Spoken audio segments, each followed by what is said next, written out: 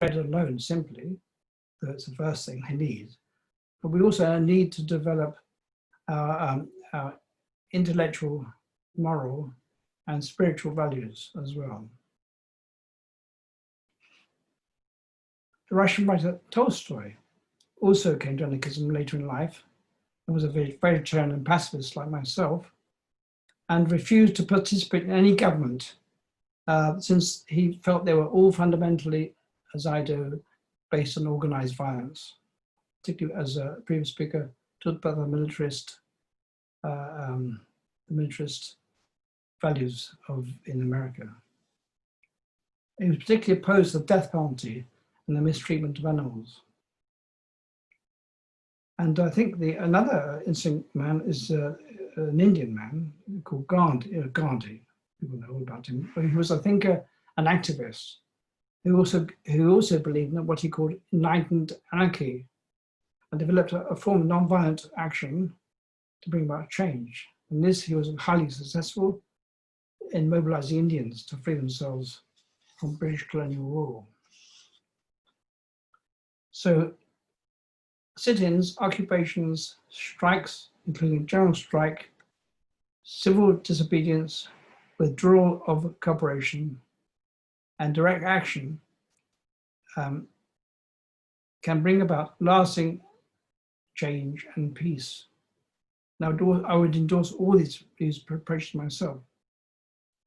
We should therefore create, I think, all of us, where we can, in place of the wealthy, privileged elite which govern us, we should try and create a more just and civil, a more just and peaceful society of equals, of women and men, indeed of all races, which is particularly apt at this time of turmoil and conflict. So we've had enough of fear and terrorism by the state and its agents, or by unenlightened groups or individuals. And also war, which finds its ultimate expression in nuclear weapons.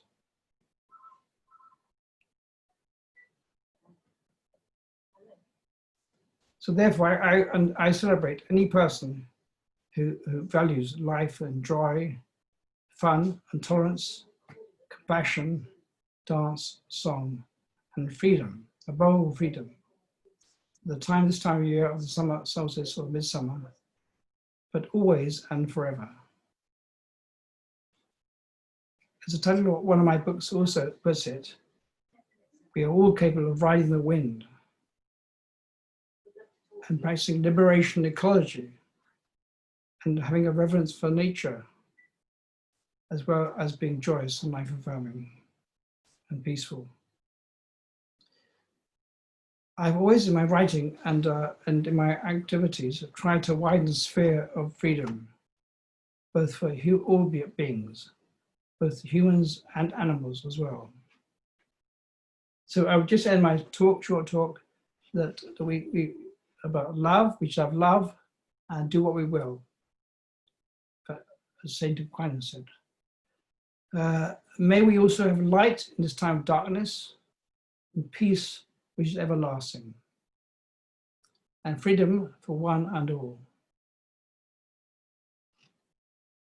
So that's the last important point: love, light, peace, and freedom.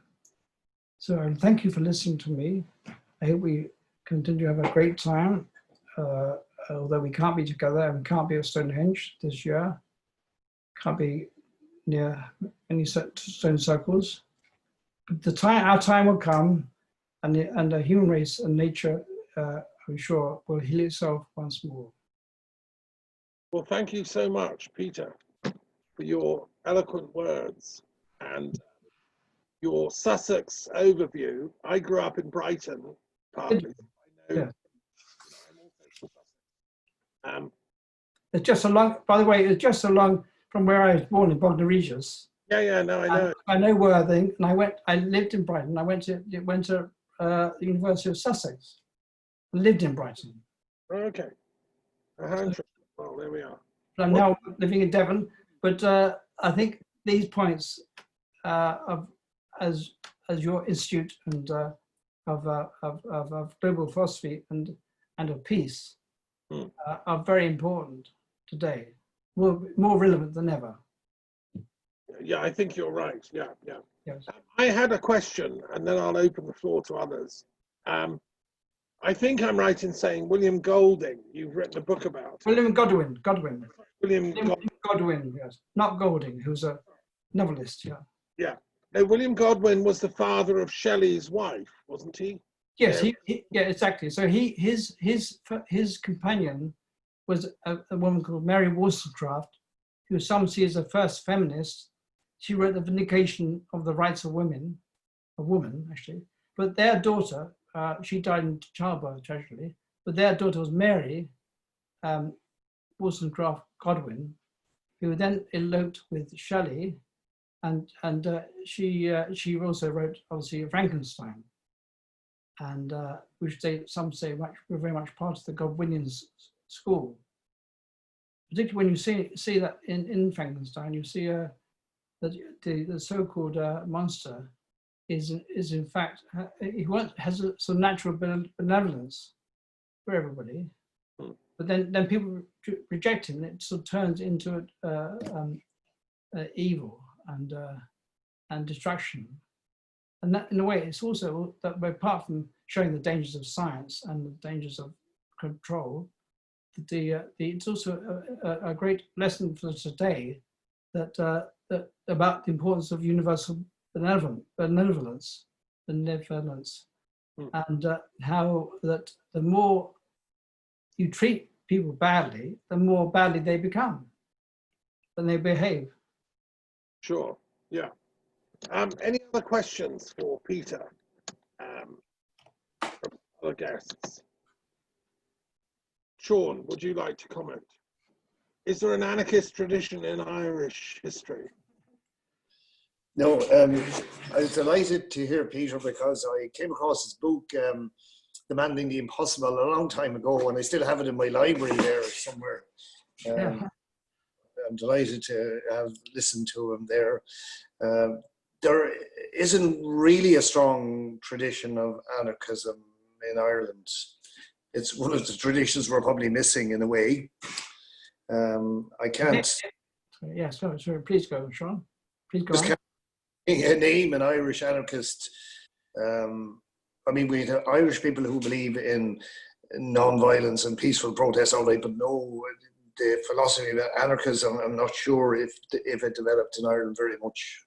That's well, my understanding, there is an Irish tradition, not strong, but also an Irish man, I can't remember his name, he wrote a book about anarchism, and it's I think the very early Irish lived in without a state and a government, and I found myself when I travel around Ireland myself in my boat, particularly in Southern Ireland, the Republic, people were really, really friendly, and it's not to do. I mean, even although I could have been a representative of the hated rulers, of England, but in fact they were very friendly to me, and I think there is a tradition of warmth, hospitality, which goes far beyond the authoritarian governments, and something I very experienced. And what I found when I went to Northern Ireland, immediately people were not very friendly. Although officially they were meant to be part of the UK. And the first thing when I went around to Malin Head, I had obviously the tricolour up as a courtesy on my mast.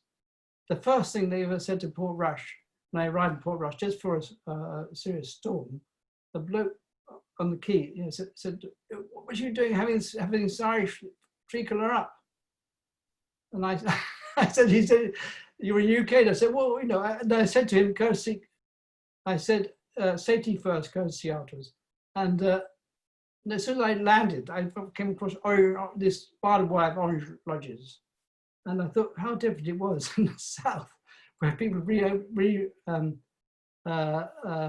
welcomed me with open arms. And my experience was that there was this, it may not have been an anarchist tradition formally, but there was one there which was a great warmth towards other people, and not being firmly, although they were nationalists in some ways, but not being narrowly nationalist, and being much more part of a sort of global and international awareness.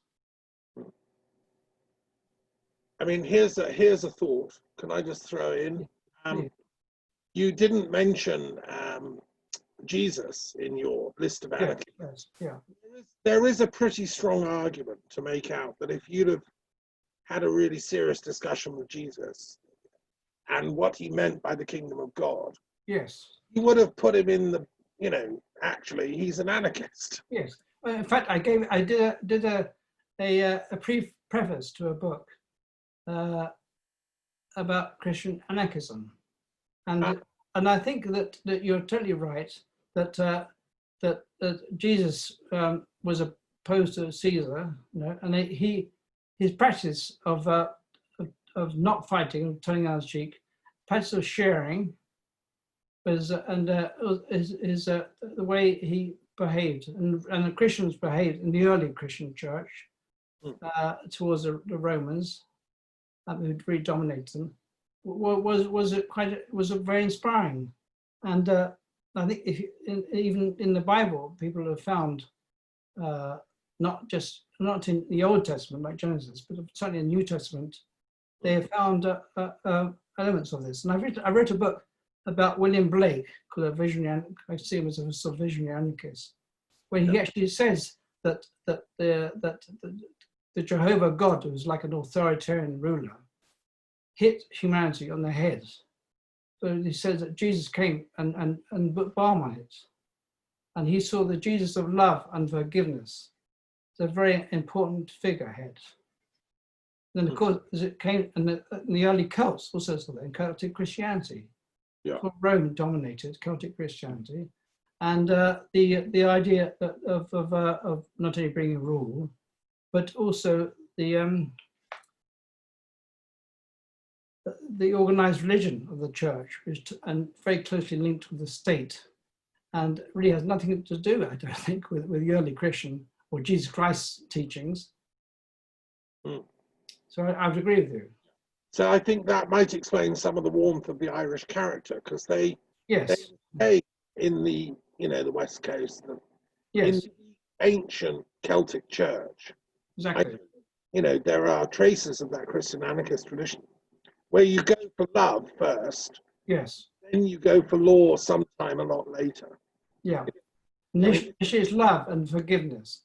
Now, you see, in technical Celtic Christianity, as you on a boat, of course, I saw some of the very old oratories, and where the monks used to live, so I was a strong spiritual tradition there, going back, I think, back before the Celts and to the early megalithic builders, I would say, but certainly taken up by them, and later on by Jesus and so on, and even in everyday life today. So people can be anarchistic without even being aware of the anarchist tradition, and I think this is one, because most of life gets on quite happily without the church and without the state, and without laws. Whether it just be pigeon fanciers or all these sort of hobbies people have, it's something which is not official and not part of allotment holders, is not part of the official church and state, which obviously tries to impose its rule upon us all and tries to take up what society has created itself. So they're sort of like an extra heavy weight upon us, I think. They're the ones that created war and conflict amongst different peoples. Thank you for that analysis. Barty, are you still there? Because I don't know if you heard Peter talk about Gandhi. Barty might want to add something about her studies of nonviolence in India. If she's, But also the woman called Bharti Jain, I think, who's should be around. let me see if she's. A woman called Wee Wee. But Have you been to India, Peter? Yeah, hello. hello. Ah, Yeah. tell us about the Indian anarchist Gandhi, because Peter, you caught the end of his talk. He was talking about the history of anarchism, which meant an egalitarian. Why do you think Gandhi believed in that philosophy? What was his? Yeah. Some audible issue is there. Hello. Hello. Hello. I can hear you. Can you Can hear you me? hear me? I can hear you. Hello. Hello, I can hear you. Your finger up, Yeah. you can hear us. Can you hear us?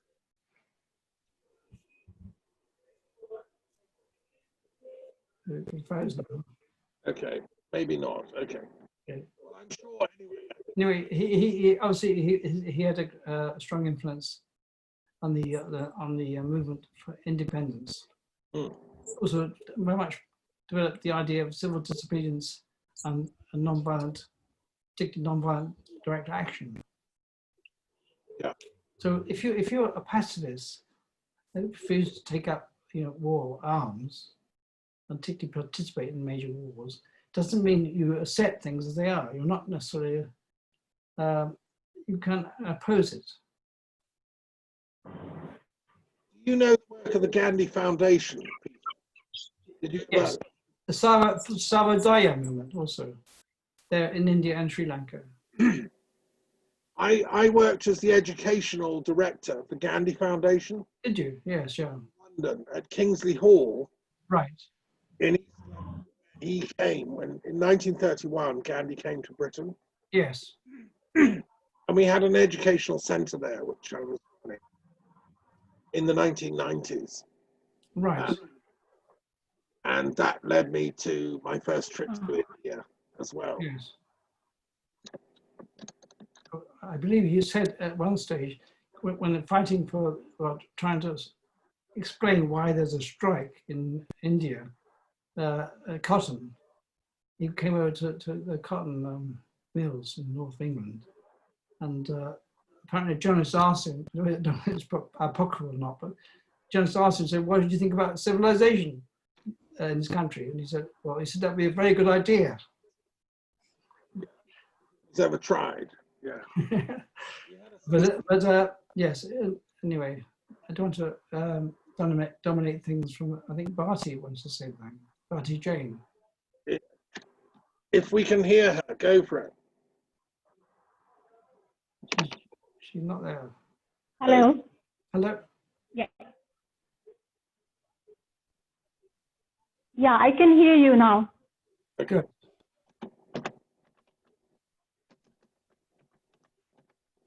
Yeah, Thomas, you were asking something, please. I was asking what your experience of Gandhian philosophy is now. Is the Gandhian tradition alive in India, or is it being taken over by Hindu nationalists?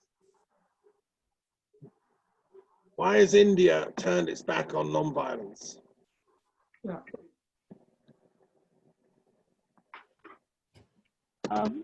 Violence in India you are talking about? Yeah. Hello. Yes. I suppose Gandhian. Yes, see. Civil direct action, non-violent direct action of Gandhi. I mean, the people that killed Gandhi, come on, fascists, they're now running the country. Yeah. Why aren't people protesting? Why have you accepted this?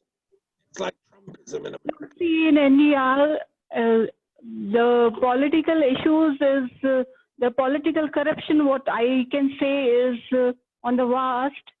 In December as well, when we had an international conference, we could see the corruption all around due to racism and all, which was not an issue, but it was issue arisen by the teachers itself, and the youth was involved in that to spread the violence. The youth were made violent at that time.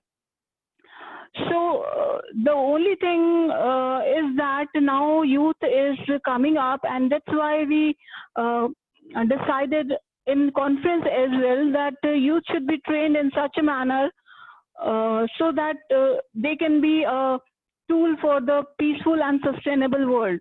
And that's what we are working on, majorly two sections. From my side, I just believe that if we train two sections of the society, one is youth and one is women, then we can make a big difference around the globe. Because youth is the future of nation, and woman is one who can manage the family. And once she manages the family, she can manage the whole world. She is the best teacher. Woman is the best teacher. So if we train these two sections of the society, we can bring peace around the world. So coming back to this, education system needs a lot of changes. We need to inculcate value education, holistic health education, sex education, love education, as a spirituality, ethical education as a part of their curriculum. And one thing is that we discussed in while making our Youth Wing World Intellectual Forum, we also discussed in a way that to strengthen the education system, there could be an education aid day, where there should be a day off in the country for the students, for the teachers and everybody, and they can raise funds. So it could be a global initiative by all the countries that an education aid day should be declared. And as we say, politicians are the big liars. So there should be a rule that politicians should speak only the truth. Yeah. Otherwise they, yeah. So that should be made a rule in the constitution. And one thing is that our youth should come up with the, they should take the initiative, that should actually take the charge to spread the peace around. They should explain their thing in a manner, in a peaceful manner, like Gandhi's way of spreading ahimsa, dharma, as Lord Mahavira. So Mahavira was the one who gave the meditation thing to the whole world. So the youth can be trained in a different way. That's why in my this Namoka gym technique, I used many of the things, because if you ask youth to meditate on your guru or on your word, they won't understand this, and they won't do it because they don't believe in it so easily. So I twist the thing, I made it more attractive, more fun learning, and I used to start with their fun exercises and slowly take them to the meditative state, as we had our session today itself, and then to fun and fitness again. So unknowingly, their subconscious is reprogrammed. They don't know that, but their subconscious is reprogrammed with the positive thoughts. As we discussed, angry emotion is important. Yes, I agree. Angry emotion is important. But if angry emotion is controlled, it will lead to construction. But uncontrolled angry emotion may lead to destruction. So this control of emotion is very much important. If you can control any of the emotion, then it is positive. If you cannot control, it could be lead to violence. So that is the case with, I think, with every country. Yeah. Just to comment on that, because as chair of this Truth and Reconciliation Commission into Stonehenge, in 1985, when the big Battle of the Beanfield happened, Yeah. There'd been problems in the peace camps, the Stonehenge festival, in a couple of years leading up to it, and some elements were very heavily into the wrong kind of hard drugs, heroin and all that, and some were threatening and using violence. So, of course, the problem anarchy has to contend with as a political theory is the reality of when human beings try to live the peace and love dream. You know, what do you do with the guys that, the criminals, the gangsters that will muscle in and ruin it? So the Stonehenge Vision Peace and Love Festival, as the whole hippie thing in California, it was ruined partly from within by humans who, you know, didn't get the story. So what do? Do you exclude them? Do you, you know, it's a question for Peter really. How do you, as an anarchist, how do you cope with the gangsters? And they've taken over the planet, let's be honest. The Trump and the war criminals are the gangsters. Well, the gangsters, as you call them, Yeah. They definitely develop violent, militaristic a war against peaceful people. And I think the answer is not necessarily to take up their own medicine and reply, you know, like for like, but to show that there is another way, and also to try and appeal to their, partly to their better way of thinking, and also if you can't control a person, then you may have to. I mean, it's probably if you want to abolish prisons and the police force and the army, you can actually can maybe have to restrain certain people, like murderers and so on, and gangsters, but maybe have to restrain them, and there may be some personal violence involved. But the aim of however you treat them is not a form of punishment or deterrence. Is trying to rehabilitate them, to show that there's another way. And I think that people like many anarchists have argued this. Some I'm not saying all anarchists are peace-loving, because they're not. Some are violent, but they think that's the most likely way they can bring about change. But that it's you can't if you have violent means, then you'll get violent ends. And you can't get a world based on peace without using the means of peace.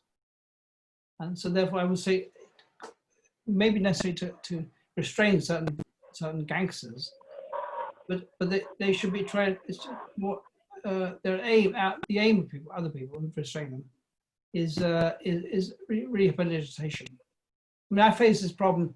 I was involved with a community or commune earlier in my life, and there were one, two, destructive people, but I mean, they weren't violent, but they didn't really listen to what people were saying. But there's a way of just appealing to them to be slightly more communal and slightly more collaborative and cooperative. And I think as a sort of final resort, you can use these tactics like civil disobedience, excuse me, about against the powers that be, and non-violent direct action, like Gandhi recommended, and there's also other things like strikes and refusing to cooperate, withdrawing your labor, and there are other many means of opposing violent rulers and even individuals. Right. So there often are gangsters, as you call them, who destroy, where other people create, like this farmer, in the Windsor Free Festival, like putting slurry on this wonderful golden corn, which people like William Blake and Samuel Palmer would have loved. Because it was a symbol of life and of beauty. They wanted just to create a stench and distraction. There are people like that, but I think mostly they become like that because it's through ignorance and through frustration. So anarchists would say that if you're much for sharing society, in which wealth it was fairly disputed, you wouldn't have that to the same level we have now of the distraction and frustration.